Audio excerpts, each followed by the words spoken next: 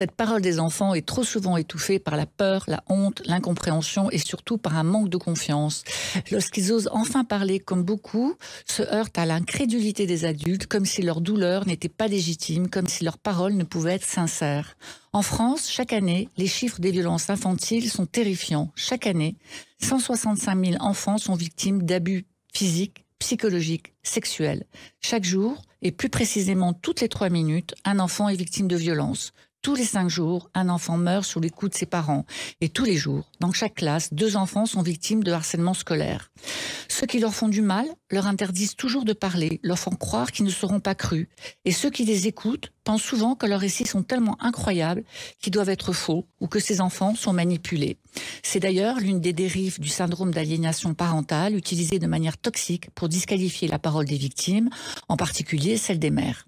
Pire encore, certains adultes imaginent que les enfants confondent leurs fantasmes avec la réalité. Alors comment, dans ce climat de suspicion et de déni, pourraient-ils libérer leurs paroles?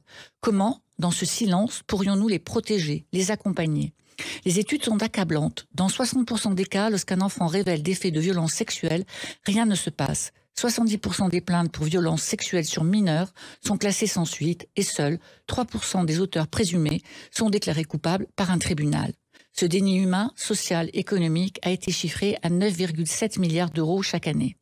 En France, 5,5 millions de personnes adultes ont subi des violences sexuelles durant leur enfance.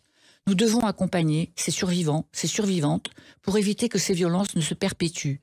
Nous devons éduquer dès le premier âge pour lutter contre ces violences structurelles.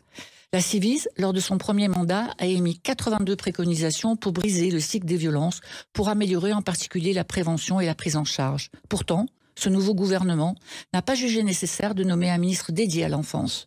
Une forme de déni complémentaire, un déni politique qui s'ajoute au déni social.